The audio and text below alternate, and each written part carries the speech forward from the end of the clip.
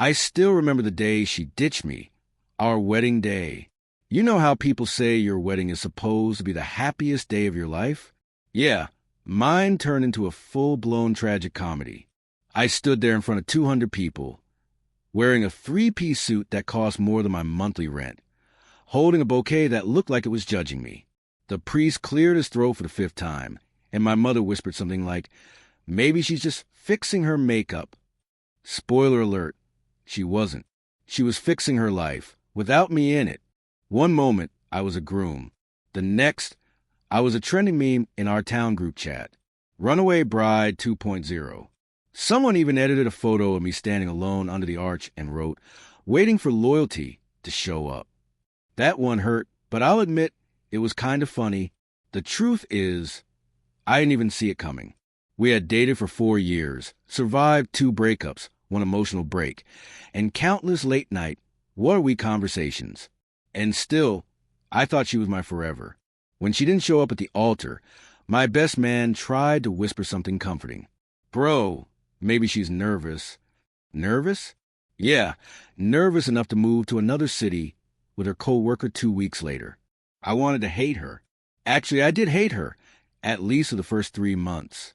I deleted her number, unfollowed her, blocked her on everything, and then secretly checked her Instagram from a fake account named John Likes Pizza. Don't judge me. Heartbreak makes people do stupid things. It was a weird time. My friends kept telling me to move on, but no one tells you how to do that. It's not like you wake up one day and your heart sends you a notification saying, update complete, feelings deleted. Nah, you just wake up, scroll through your phone, and accidentally find an old photo of you two smiling at a beach that now feels like a crime scene. I drowned my pain in pizza, Netflix, and bad decisions.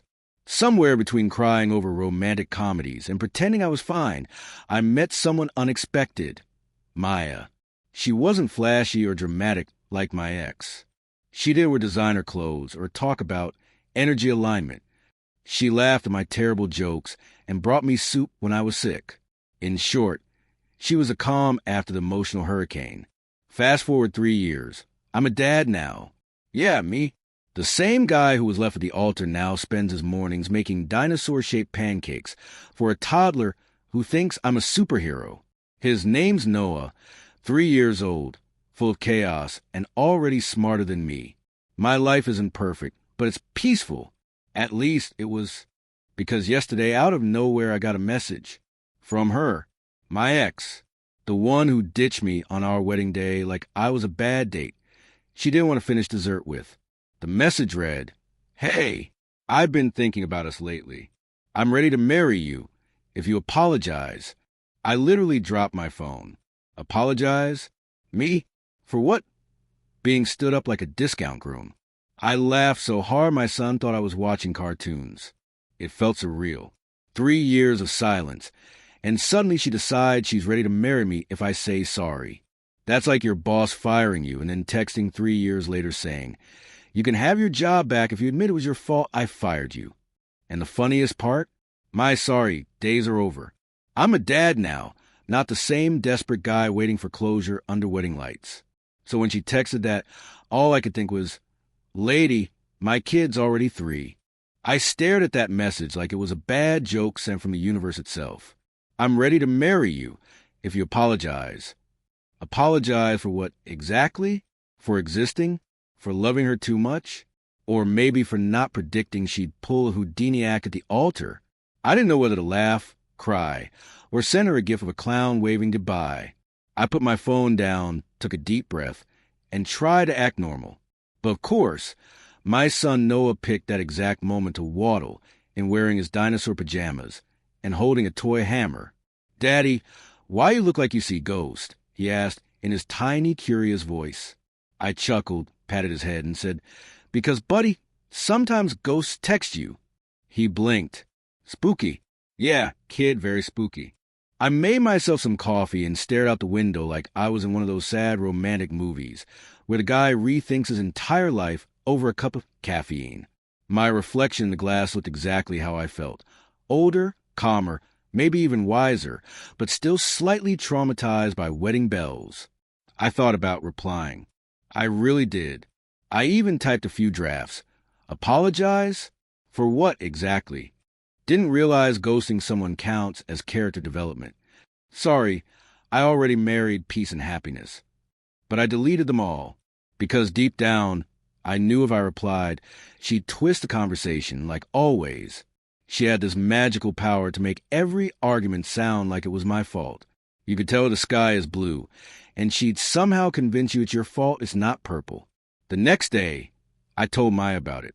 Yeah, my girlfriend, the woman who'd been my rock through every storm. She was sitting on the couch, tying her hair into a messy bun, wearing one of my old shirts. When I mentioned the text, she didn't even flinch. She just raised an eyebrow and said, "And what did you say?" "Nothing," I replied. "Good," she said, sipping her tea. "Because if you do, I'll make sure your ex's new apology requirement includes me showing up." God, I love that woman. Still, a part of me couldn't stop thinking about it. Why now? After 3 years, after she completely vanished from my life, why was she suddenly acting like she was the one waiting at the altar? Maybe things didn't go well with that co-worker she ran away with. Maybe she realized loyalty isn't a Starbucks drink you can just pick up on the way.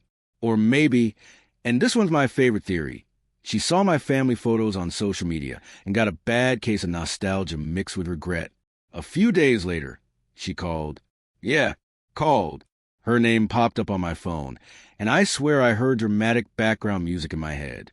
I didn't answer at first, but she kept calling, again and again, until my phone looked like it was crying for attention. Finally, I picked up. "Hello? Hey, it's me." "Oh, really? I thought it was Amazon calling about my unshipped happiness." She sighed. "You're still the same. And you're still calling me for emotional chaos, I see." There was silence. Then she said, "I know I messed up, okay? But I've changed. I was scared back then. I didn't know what I wanted." I almost laughed. "And now you do? 3 years later? When I got a kid and a woman who actually stayed. I thought maybe we could start over. If you could just apologize for how things ended." That line. I swear, if sarcasm could be a weapon, I have gone full gladiator mode. "Apologize for how you left me standing at an altar while the DJ played Ed Sheeran?" I asked. "I'm not saying it was all your fault," she began. "Good," I interrupted, because it wasn't any my fault. There was a pause and a quiet, almost desperate whisper, "I miss you," and for a second, a single, stupid second, my heart softened. Because once upon a time, I had loved this woman so much I would have forgiven her for anything. But now I had a toddler screaming poop from the bathroom and a woman who loved me without conditions. So I said, "I hope you find what you're looking for." But I already did. Then I hung up. I looked at my reflection again, this time with a smile. My life wasn't perfect, but it was mine. And honestly, nothing's funnier than realizing the person who left you for something better just came back to apologize to you. Except, of course, she didn't come to apologize. She came to collect one. A week passed. I thought that was it, the end of a weird chapter that accidentally reopened for a few days. But apparently, the universe wasn't done trolling me yet. On a perfectly normal Thursday morning, as I was struggling to get Noah's shoes on, he thinks socks are evil. My phone buzzed again. This time it wasn't a text. It was a photo. Her, standing in front of the cafe I go to every Friday. Same hair, same smile, same audacity. The caption? Coffee. I blinked twice. I even tilted my phone, thinking maybe it was a memory notification or one of those AI relive your moments things. Nope. It was her. The woman who once sprinted away from our wedding like she was training for the Olympics was now apparently waiting for me to show up for coffee. For a full minute, I just stood there, holding one of Noah's shoes in my hand like a weapon of disbelief. "Daddy," he said, "why you look like you eat lemon?" "Because, son," I muttered, "someone just sent me emotional citrus." I ignored the message, of course, because that's what normal people do when ghosts start texting them invitations to caffeine-fueled regret sessions. But she didn't stop. 2 hours later, another message popped up. I'm in town for a few days. Would be nice to talk. I won't bite. Yeah, right. She didn't bite. She devoured souls for breakfast. Later that day, I told Maya. I always tell her everything. Partly because I trust her, and partly because she has that sixth sense where she can tell I'm hiding something faster than Google can finish my sentences. She was feeding Noah mac and cheese, and didn't even blink when I said, So, my ex is apparently in town and wants to meet. Oh, she said casually. You gonna go? I shrugged. Probably not. Good, she said. Then she smirked. But if you do take Noah, nothing ruins romantic nostalgia like a toddler screaming about dinosaurs. That's the thing about Maya. She doesn't get jealous. She gets strategic. But destiny, or more like pure bad timing, had other plans. The next day, I was at the grocery store, half asleep, comparing diaper prices, when I heard someone say my name. That voice, the one I hadn't heard since the day she disappeared. Ryan. I froze, turned around, and there she was, Emily, my runaway bride. She looked different. Not bad different, just older, calmer, less like a dream and more like a memory I'd accidentally bumped into. She smiled awkwardly. Hey! Wow, I said, blinking. Didn't realize aisle 7 was the new reunion zone. She laughed softly, the kind of laugh that used to melt me. Not anymore. I'd upgraded my emotional software. I didn't think you'd actually be here, she said. Well, I didn't think you'd show up to the wedding, so I guess we're even. Her smile faded a little. I deserve that. We stood there for a moment, surrounded by juice boxes and canned soup, like two ghosts haunting the same grocery store. You look good, she said finally. Thanks, I replied. Fatherhood gives you that tired but happy glow. Her eyes widened. You have a kid? Yeah, I said with a grin. 3 years old. Named Noah. He's the reason I haven't slept since 2022. There was the flicker of shock in her eyes. The realization that life had gone on without her. That while she was out there chasing freedom, I'd built something real. I didn't know, she whispered. I thought maybe you'd still be single. Why? So you could schedule another emotional hit and run. She sighed. I was stupid back then. I panicked. I thought love meant perfection, and when it wasn't, I ran. Yeah, I said quietly. You ran so far you almost circled the globe. She tried to smile, but her eyes glistened. I just wanted to apologize. I raised an eyebrow. Wait, so now you're apologizing? What happened to me having to apologize first? She looked down. I guess I realized you didn't know me that. That's when I felt something I didn't expect. Closure. Not the kind you read in books, where everything ties up neatly with a bow. No, this was real closure. The quiet kind that just happens when you finally stop waiting for it. I nodded. Thanks. I accept your apology. Her eyes lit up like she thought maybe this was a part where I'd say, let's try again. But instead I smiled and added, and I should go. My son's expecting his snack time. As I walked away, I heard her whisper my name one last time, but I didn't turn back. Because that's the thing about ghosts. They only haunt you if you let them. You'd think bumping into your runaway bride in the middle of a grocery store would be the end of it. You'd think after our little aisle 7 therapy session, she'd vanish back into whatever city she escaped to. But no.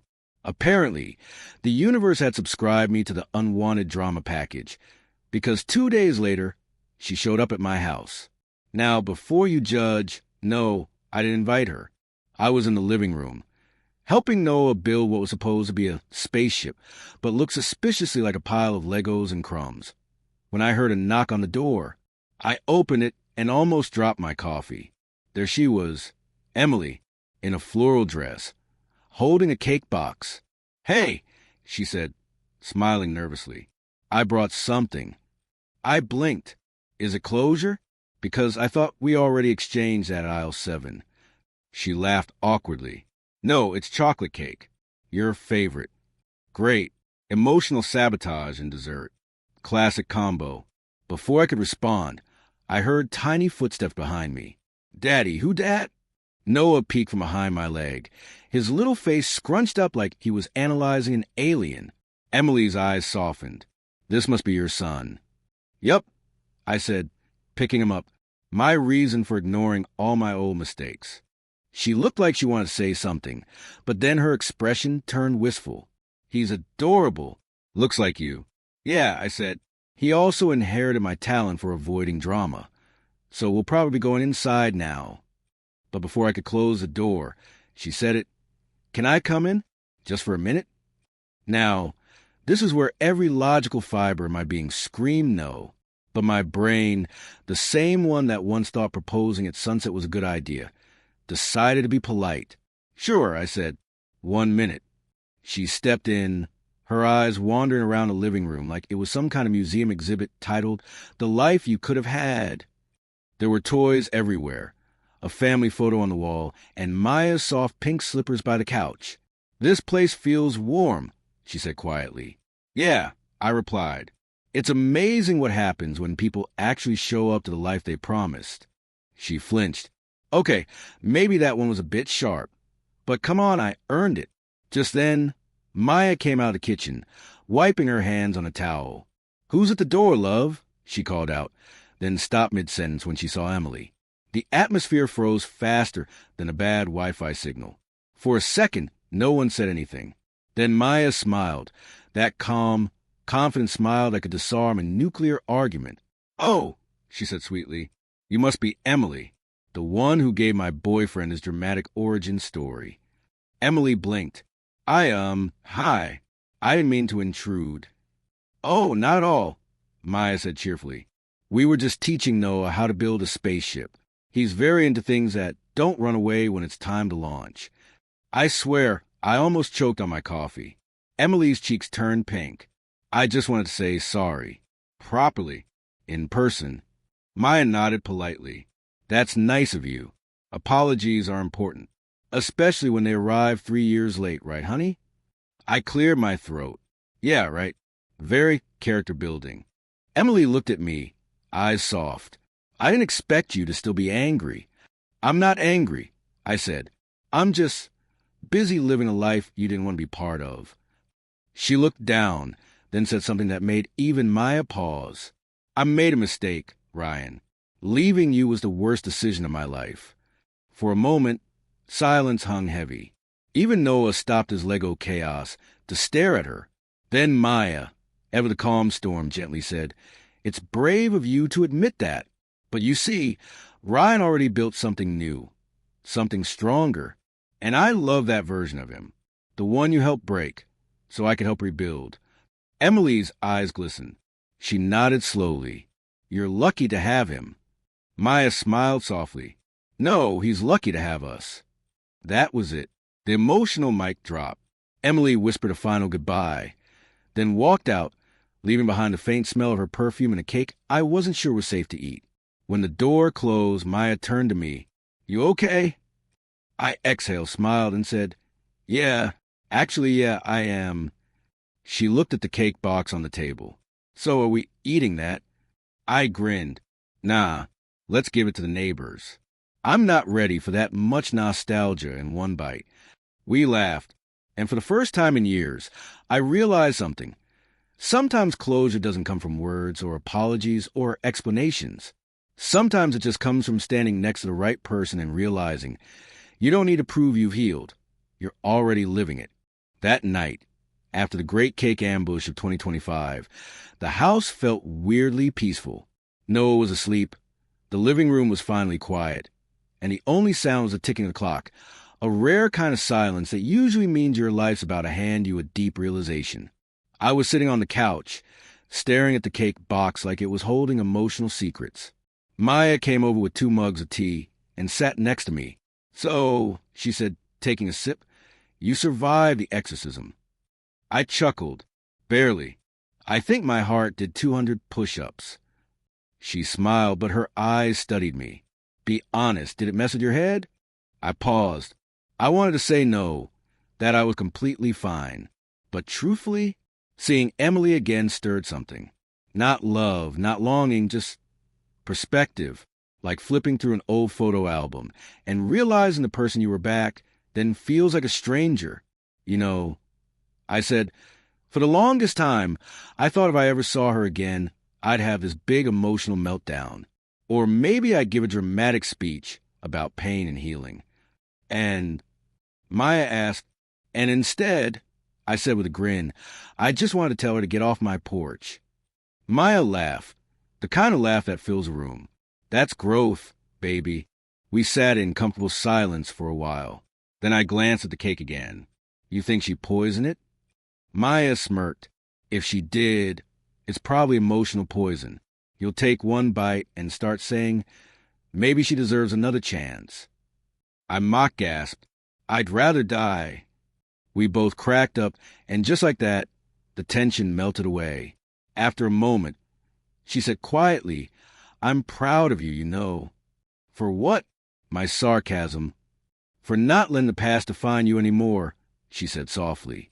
You could have held on to that bitterness forever, but you didn't. You built something new instead. Her words hit deeper than I expected, because the truth is, I didn't plan to heal. I just got tired of hurting. Somewhere between diaper changes, midnight cries, and Maya's late-night pep talks, I stopped needing revenge or closure. I just started living. I looked at her, really looked at her, the woman who'd walked into my mess without flinching. You know, I said, when Emily left me, I thought that was the worst thing that could happen. But now I realize it was the best, because it led me to you. Maya smiled, teasing. Careful, you're starting to sound like a Hallmark movie. Please, I scoffed. If my life were a Hallmark movie, you'd be the main character, and I'd still be crying in the background. True, she said, sipping her tea smugly. Then she set her cup down and looked at me seriously. Do you ever think you forgive her completely? I thought about it. Forgiveness is tricky. It's not about pretending the hurt didn't happen. It's about realizing it doesn't control you anymore. Yeah, I said slowly. I already did. But forgiving her doesn't mean I owe her a place in my life. Maya nodded. Good. Because this house only fits one queen. And one tiny dinosaur. I added, nodding toward Noah's room. We laughed again, the kind of laugh that only comes when life feels safe. Later that night, when Maya went to bed, I stayed on the couch a little longer, scrolling through my phone. I found one old photo, me and Emily, back when everything felt perfect. For a moment, I just stared at it. Two smiling faces, full of hope, completely unaware of the plot twist ahead. I didn't delete it. I didn't need to. It didn't hurt anymore. It just felt like a story that had already ended. I set the phone down, looked around the room at the toys, the soft lighting, the cozy chaos, and realized something simple but powerful. Happiness doesn't always come from people you thought you'd build it with. Sometimes it sneaks in quietly, wearing pajamas, holding a toddler, and stealing your last slice of pizza. Before going to bed, I peeked into Noah's room. He was sleeping soundly, hugging his stuffed dinosaur like it was protecting him from a world. I whispered, don't ever chase someone who runs away, okay? Just build your own world and let them see what they lost. And in that moment, standing in the dim glow of a nightlight, I knew one thing for sure. Love isn't about who promises to stay. It's about who actually does. I honestly thought that was the end of the saga. The ghosts had been laid to rest, the emotional debt cleared, and the leftover cake donated to the neighbor who still thinks my name is Brian. Life was smooth again. School drop-offs, diaper duty, movie nights, and Maya pretending she doesn't secretly love cheesy reality shows. Everything was calm. Too calm. Which, if you've ever lived a dramatic life, you know is basically the calm before another storm. It started with a phone call. Not from Emily this time. Thank God. But from my cousin Sam. Bro, he said, gasping, you need to check your Facebook right now. Now, if someone tells you to check Facebook in 2025, you already know it's either gossip or disaster. I opened the app, and there it was. A post. A public post. From Emily, with my name tagged. The caption read, 3 years ago, I made the biggest mistake of my life. I left someone amazing at the altar. If you're reading this, Ryan, I'm sorry. I know I don't deserve forgiveness, but I hope you're happy now. You were always a better person. It had 1.7K likes and 300 comments. People I hadn't talked to since high school were commenting things like, wow, maturity, and you too were goals back then crying face. I stared at my phone like it just personally betrayed me. I didn't even know what to feel. Part of me was touched, part of me was irritated, and a large part of me was wondering why she couldn't just text her therapist instead of the entire internet. 5 minutes later, my mom called. Beta, did you see what Emily wrote? Such a beautiful apology. Maybe now you two can talk. Mom, I groaned. This isn't a Bollywood movie. There's no reunion scene at the airport. But she said she's sorry. Yeah, to the internet, not to me. By lunchtime, the post had gone viral in our town's local gossip groups. Someone even used our old wedding photo as a thumbnail for a post titled, Runaway Bride Regrets It All. True love or too late? I couldn't make this up if I tried. When Maya came home, I braced myself. She'd definitely seen it. She walked in, put her bag down, and said, So, you're famous again. I sighed. I swear I didn't do anything. I didn't even like the post. She smirked. Relax, I'm not mad. If anything, I'm impressed. Who knew your Heartbreak had PR value? I laughed despite myself. I should have charged her for emotional marketing. But that's Maya. She knows how to diffuse chaos with humor. Still, that night, I couldn't sleep. Not because of guilt or confusion, but because I knew how the internet works. People love drama. And soon enough, someone was going to ask the inevitable question. What did Ryan say? And sure enough, the next morning, I woke up to 30 unread messages. Half were from nosy friends. One was from a random person saying, Bro, she deserves another chance. I almost replied with a picture of my family and the caption, Plot twist. I already found my happy ending. But instead, I posted something simple. Just a photo of me, Maya, and Noah having breakfast. Caption, Apologies accepted. Life moved on beautifully, Redheart. No anger, no drama, just peace. Within minutes, my comment section turned into an emotional battlefield. Half the people were like, this is so mature, loudly crying face, while others were like, bro's flexing his upgrade, nail polish, and honestly, they weren't wrong. That day, I realized something hilarious about closure. Sometimes it doesn't come through private talks or long letters. It comes through Facebook posts and sarcastic breakfast photos. Later that evening, Emily texted me one last time. Thank you for not being cruel about the post. I just needed to let it out. I'm glad you're happy. I smiled at the message. There was no bitterness left, just a quiet kind of gratitude. Because maybe that's what growing up really means, learning that not every story needs a sequel. I replied, Thank you. I hope you find your peace too. She heart reacted to it. And that was the last time we ever spoke. That night I told Maya, it's officially over now. She raised an eyebrow. Good. Because if I had to read one more dramatic post about you two, I was going to start charging a subscription fee. We laughed so hard Noah woke up and started yelling about dinosaurs again. And in that chaotic, laughter-filled moment, I realized something powerful. Forgiveness doesn't just set them free. It sets you free, too. The thing no one tells you about going viral for something emotional is that it's weird. Like really weird. One day, you're quietly living your life, teaching your kid how to say pterodactyl properly, and the next day, strangers are DMing you saying, Bro, you're an inspiration. For the next week, my phone turned into a dramatic notification machine. Friends from college messaged me like they'd just watched a Netflix documentary about my life. Brew, that post was wild. Man, I always knew she'd regret it. Legend arc unlocked. Legend arc, yep. Apparently, getting left at the altar and then living happily ever after with someone else made me a small-town legend. One guy even sent me a meme of my old wedding photo with the caption, Pain built this man. Meanwhile, Maya found the whole thing hilarious. Every time my phone buzzed, she'd say, Another fan, Mr. Heartbreak Hero. I'd groan. Please stop. She'd grin. Never. But between all the teasing and memes, something strange started happening. People started looking at me differently.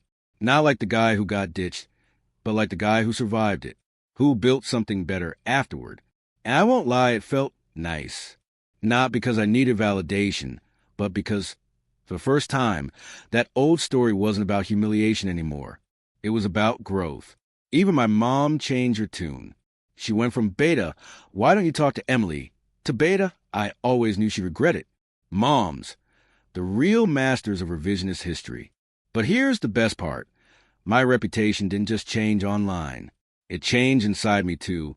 For years, I carried that wedding day like a scar. A big, embarrassing, painful scar. I used to think everyone looked at me and saw the guy who got left. Now, they saw the guy who moved on. I remember going to the same cafe where Emily once sent me that creepy coffee photo, except this time, I walked in with Maya and Noah. The barista recognized me, because apparently everyone does now, and said with a grin, "Man, you're like the star of a love redemption story." I laughed. Yeah, except no camera crew and way more diaper changes. Noah climbed onto my lap, smearing chocolate on my shirt, and Maya rolled her eyes like she does every time she pretends to be annoyed but secretly loves us. And that moment, that messy, ordinary, perfect little moment, felt like everything I once thought I'd lost. Funny thing about closure, it doesn't always arrive wrapped in tears and violin music. Sometimes it just shows up quietly while you're drinking iced coffee with people who actually stayed. Later that day, I took a walk alone, just to clear my head. I passed by the park where Emily and I used to go when we were still in that honeymoon bubble, back when we thought love was just sunsets and forever speeches. And I realized something. That boy who once stood at the altar, broken and humiliated, he was gone. In his place stood a man who had built a life. Not a perfect one, but a real one. A messy, noisy, hilarious, love-filled one. I sat on a bench, watching a group of kids run around, and I couldn't help but laugh at how dramatic I once was. 3 years ago, I thought my life ended when she walked away. Now I know, it actually started that day. When I got home, Maya was sitting on the couch with Noah, watching cartoons. She looked up at me, smiling without even asking where I'd been. That's the thing about real love. It doesn't demand grand gestures or dramatic apologies. It just is. I flopped onto the couch and pulled them both into my arms.